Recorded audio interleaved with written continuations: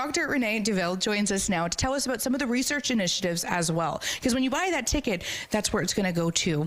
Tell me about the Youth BIOlab. So the Youth BIOlab is at the basement of the research center where I work, and it's a really amazing place because we bring in school buses of kids, and they come in and they get a really hands-on exposure to different techniques that we would do in our regular research labs, which are upstairs.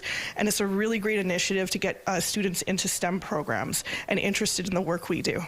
And yeah, paving the way for future researchers, which is so important. When it comes to the nitty-gritty of the research, you guys are doing impeccable work. Give us some highlights. So my lab is really focused on neurodegenerative diseases. So diseases like ALS, commonly known as Lou Gehrig's disease, and dementias like Alzheimer's disease. And so actually my lab is a neurovirology lab, which means we study viruses in people's brains. And the virus we study actually interestingly causes DNA damage to brain cells called neurons, which are really important for controlling your body. And so because of this, we're actually studying whether we could repurpose or reuse antiretroviral drugs that are commonly used to treat conditions like HIV infection to actually treat neurodegenerative conditions by treating the viruses that we find in these diseases. So it's changing the outlook for the courses of these untreatable neurological conditions by repurposing drugs we already have. Wow, this is fascinating, and this is happening right here in Manitoba.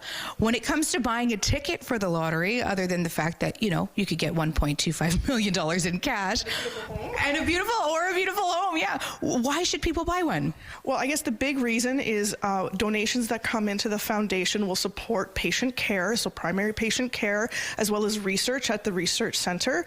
But one of the really big reasons that people tend to forget about is that the research labs actually train the next generation of students, and so that's what we do there, bringing new students into our communities as researchers in the future.